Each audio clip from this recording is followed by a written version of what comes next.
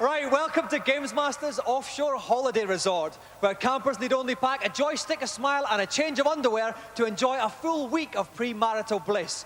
We've got 3 decidedly better than average challenges tonight, so let's go over to GamesMaster for the first one. Greetings and welcome to the Games Rig. If you enjoyed last week's challenges, I think you will find tonight's 3 little capers an absolute hoot. First of all, we visit the macabre Gothic world of the Addams family. To satisfy me, you will need to enter the portrait gallery, collect $50 signs, then exit the level within 2 minutes.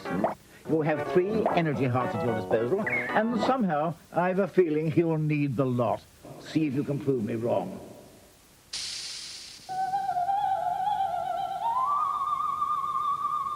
And for this challenge, we have our very own magnificent Morticia. Please welcome from Reading, Lisa.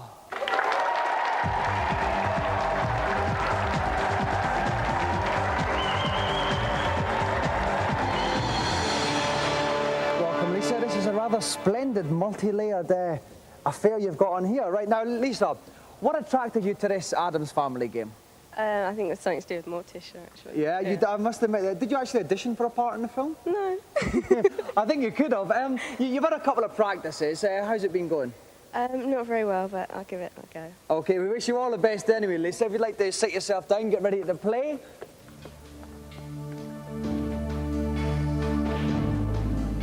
And holding my hand in the haunted house tonight is Frank O'Connor from Super Action. Hello there, Frank. Spooky stuff, eh?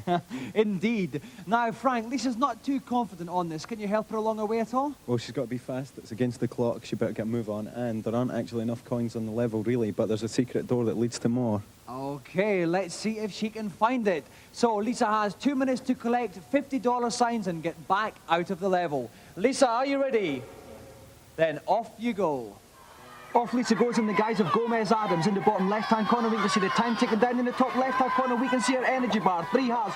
One of them's gone down already, Frank. Not the best of starts. Give her a chance. She can make it. Oops, oh, she's lost another one. Oh, no.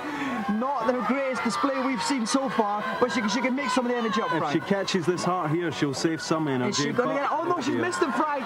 Oh, dear. This is going to be very tight from now on in. It's not looking good. Oh, no, she's bought it. Oh, no, it's over already. Well done, Lisa. Lisa, you in fact have broken the record for the fastest failure on GamesMaster. How do you feel? A bit disappointed, but I gave it my best shot. Well, in special circumstances such as these, we must actually refer to GamesMaster for the ultimate verdict to see actually what is going to happen to you. So if you'd like to hang on, we'll just go over to the man now.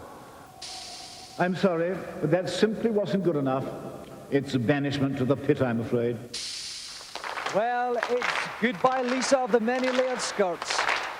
Down to the nether regions of my platform she goes.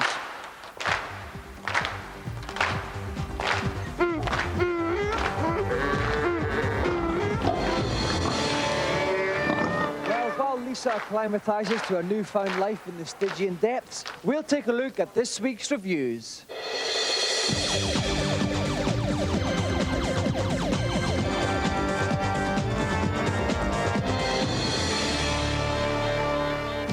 This week we gather round the nest of occasional tables and take a look at board games. First up, rummage around imitation leather sacks with Scrabble. One of the best things about Scrabble is that you can play against a computer. There are various skill levels, ranging from pretty good to the top level, which will whip your ass. It tots up all the scores in the blink of an eye, so there's none of that double letter, triple word malarkey. It's all done for you. Scrabble is a computer game? What's the point? Well, at least you can't lose the pieces down the back of the sofa.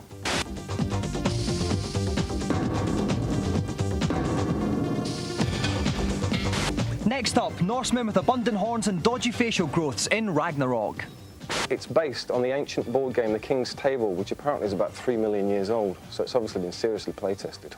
The concept is very similar to chess. The main differences are the board is a lot bigger and one side has a lot more pieces than the other.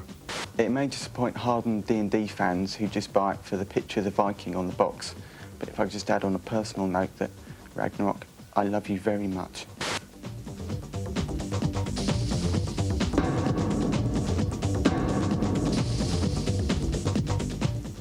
finally, on CDTV, while away those Christmas dinners with Uncle Kenneth's favourite adult pastime, Trivial Pursuit. Roll the dice.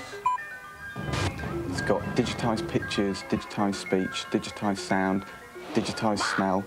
It's just got everything. It's complete sensory overload. This may be a slightly more interesting way for kids to gain more general knowledge than flicking through an encyclopedia, but personally I got bored after 5 minutes. It's not very well implemented, and quite frankly, I had more fun playing the board game. Hi there, big boy.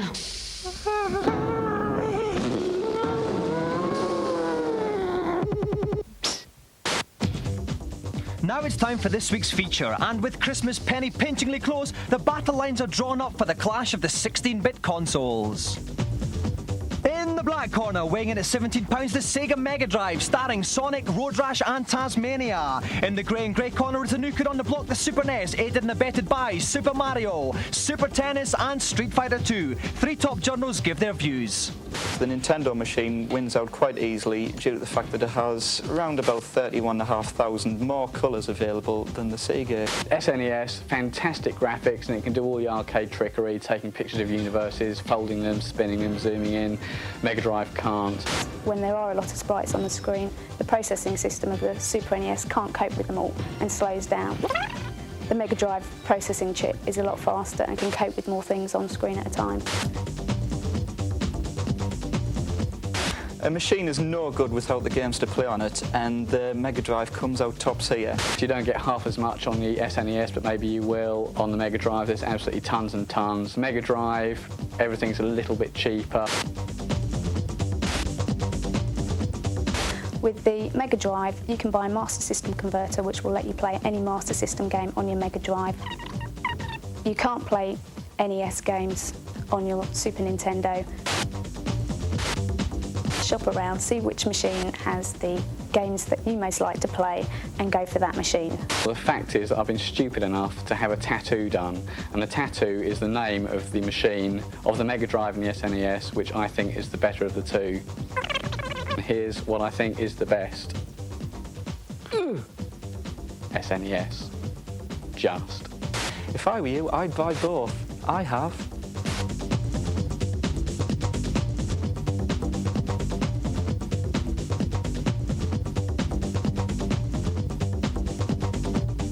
Now, unless you've had your head buried in a lavatory basin for the last 4 weeks, you should know the most pant-wettingly brilliant day out in history is nearly upon us. Yes, it's only 3 weeks until GamesMaster Live at the Birmingham NEC on 4th, 5th and 6th of December. Even yours truly has got leave from the GamesMaster Resort to host all manner of games-playing challenges, just like the ones you've seen on TV. So, if you think you can do better than the poor deluded fools you see every week on the show, here's your chance to prove how potent your game-playing virility really is. We'll even be staging a special challenge on Sonic 2. Once again, the dates, 4th, 5th and 6th of December, the place, the Birmingham NEC. To book, call the box office on 02178041333, and GamesMaster Club members get whopping discounts. Some more mouth-watering morsels for you all to feast upon. Now, as I wind my way through the bowels of the rig to meet tonight's celebrity, let's find out what challenge they'll be facing. Hello there. I think we're going to have a lot of fun on this next escapade. The game is Space Pirates. As an intergalactic marshal, armed with a simple laser gun, your assignment is to rescue a group of innocent colonists being held hostage by a band of decidedly unsavory ruffians. I'll be following your progress with interest. Best of luck. And joining us for this intergalactic gentleman's excuse me is one of the biggest stars from Neighbours. So please give a warm Antipodean welcome to the James Dean of Ramsay Street, Kristian Schmid.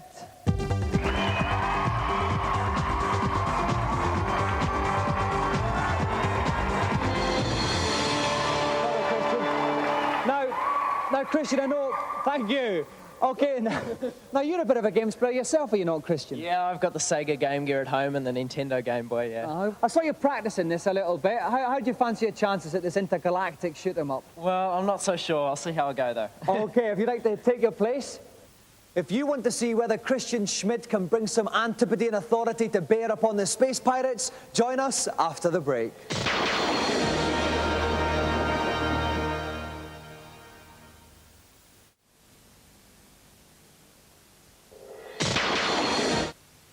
GamesMaster, where everybody's favourite Australian heartthrob Kristian Schmid is about to tackle the intergalactic terrors of space pirates.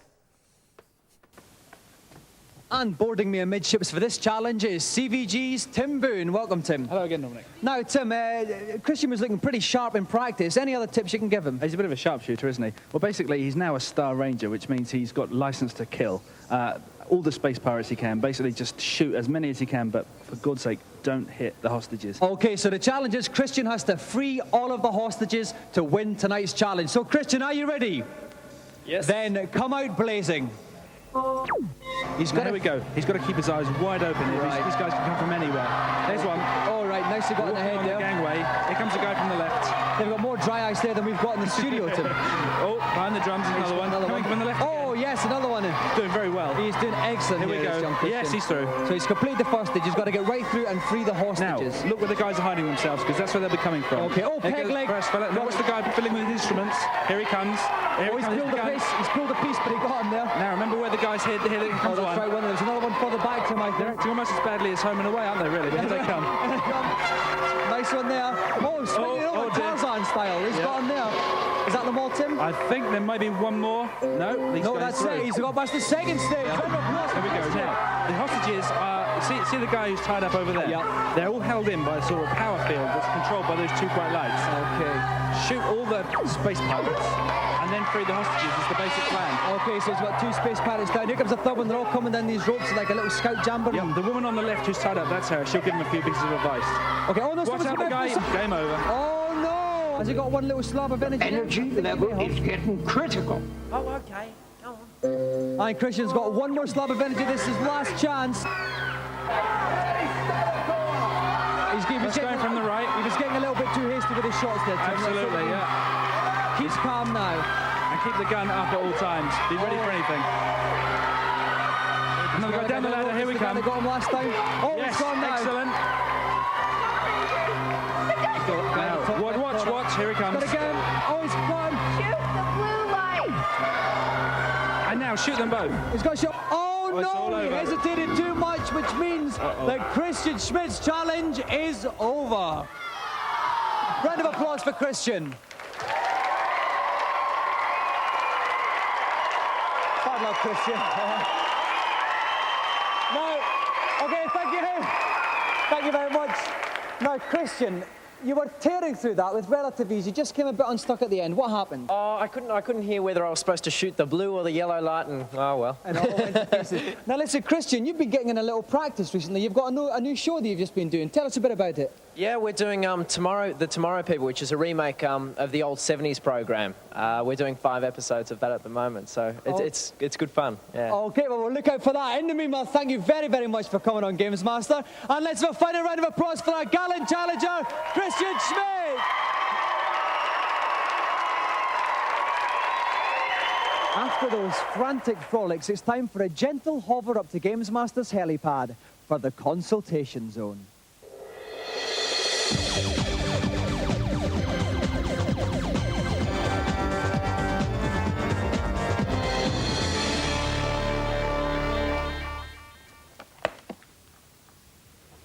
Hello, GamesMaster. Hello, and just what is your particular problem? On level 2 of the Immortal, I cannot work out which order the 3 gems go into the 3 circles. Can you tell me, please? No, only joking. You'll be aware by now that each circle has 4 indents in it. Place a gem on the right of the left circle, on the left of the middle circle, and in the middle of the right circle. A trapdoor should then open, allowing you access to level 3. Thanks a lot. Next, please. Hello, GamesMaster. I've heard there's an invincibility cheat on James Pond 2 Robocod. Could you tell me what it is? That's what I'm here for. As soon as the game starts, walk right until you see the Arctic Toys sign. Above the board, you'll see a number of objects, which you should collect in the following order. First the cake, then the hammer, then the earth, then the apple, and finally the tap. The first letters of these objects, collected in that order, spell the word cheat. And you are now totally invincible. Thanks a lot. Who's last for tonight? Hello, GamesMaster. What can I do for you? How can I win the drinking contest on Monkey Island 2? The trick here is to... Good Lord, how terribly upsetting. Rust can be such a problem out here on the rig. No matter, I'll have it repaired in a jiffy. As I was saying, the trick here is to find some alcohol-free near grog. Captain Kate has the only available supply, so you need to get it off her. Put her picture over the top of your wanted poster on Fat Island and wait for her to be arrested in your place. Go into the jail and take the near grog from her manila envelope. Finally, return to Rum Rogers' cottage and swap the real grog with the alcohol-free variety. You should now have no trouble winning the contest. Thanks a lot. That revelation brings tonight's session to a close. Farewell for the moment. 3 more adoring acolytes can enjoy life a little more with those succinct solutions. Now it's final challenge time, so it's back to the GamesMaster. To finish off the evening's proceedings, I've chosen a game called Agony. You will need to guide the elegant sprite, a white owl that bears an uncanny resemblance to the gulls that occasionally pester me out here on the rig, through the game's atmospheric first level without losing life. Keep your wits about you. Twit-doo! Now we reckon this challenge is a doddle. So what we're going to do is throw it out into the inviting arms of our audience. So if we've got any volunteers out there who fancy the chances at the shoot 'em up agony, please stick your arm in the air. Let me see, okay, let's have... No, you're far too ugly up there. Let's have someone a little bit better looking. Okay, how about this wee guy here, the wee guy in the GamesMaster t-shirt? And let's look further along here, let's see. Oh yes, this guy in the ludicrous stripy t-shirt there. Yup, you're a big guy, that's it. Now let's have someone from this side. Okay, the girl at the end in the lime green t-shirt. Okay, a round of applause for our 3 volunteers then. Down you come.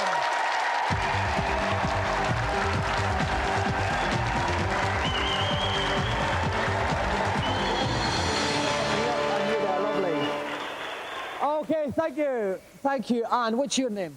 Angela. Angela, where have you come from, Angela? Wantage. Okay, well, I've got a sneaky suspicion you might be quite good at this one, Angela.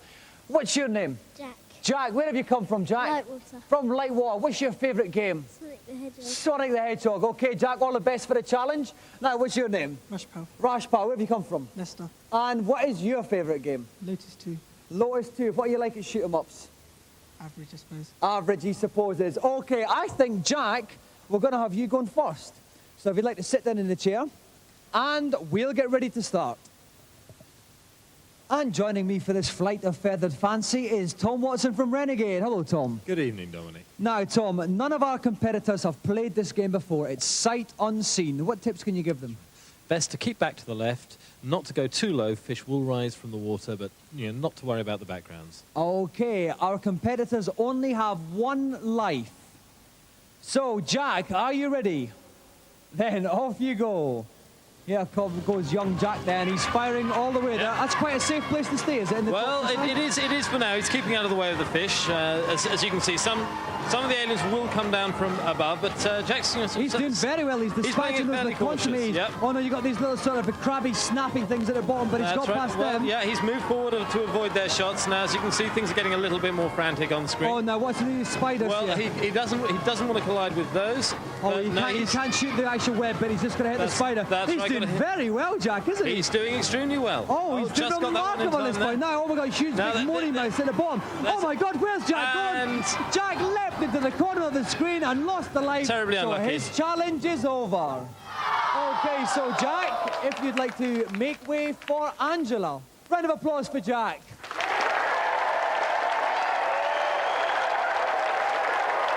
Angela, are you ready? Then off you go. Okay, off goes Angela. Will she learn from young Jack's mistakes? Well, she certainly seems to have. One of the things that we didn't get to see with Jack's is some of the power-ups. You can see the size of the shots, Dominic. There are potion power-ups to be picked up later in the level, which will increase that, making your character more powerful. Okay, Angela's made a good start, but she's just narrowly missing the little shots coming out from the little claw, big mouth snapper jobbies. I'm not quite sure what they are, but that's a great description. Thank you, Tom. Now she's dispatching with these spiders with relative ease here. She's doing very well, Tom. Yeah, she seems to be having no problem. I've got the feeling that she could go all the way to the end of the level. She's getting a bit close. She's got to hang back a little bit. This is where Jack bought it.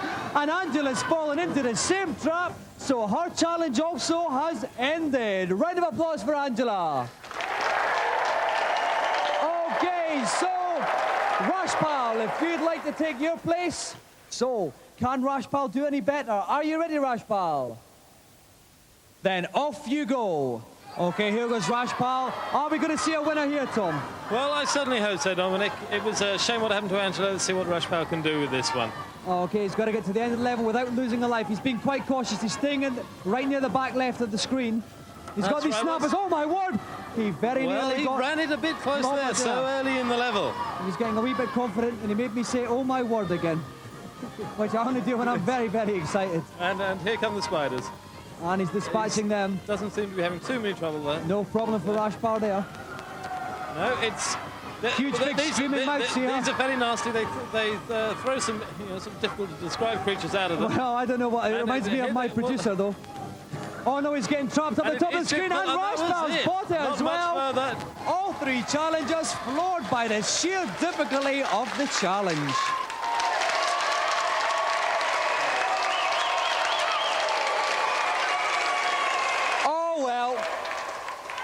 But thank you. Bad luck, everyone. That was quite close at the end there. Now, let's go to you first, Jack.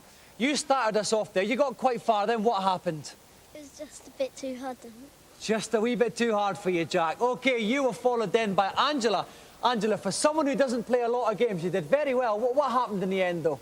I forgot that those things come up and killed you. Never mind, you did very well. Now, Rashpal, Tom and I up in the comedy box, we thought you were going to do it. So what's your excuse? I was unlucky, that's what I've got to say. You were unlucky. So let's have another round of applause for our three volunteers, Jack, Angela and Rashpal.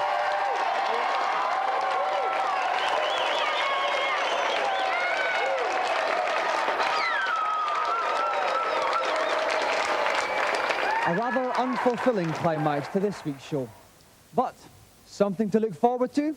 Auntie Maurice has been experimenting again. Tonight we've got gefilte fish balls.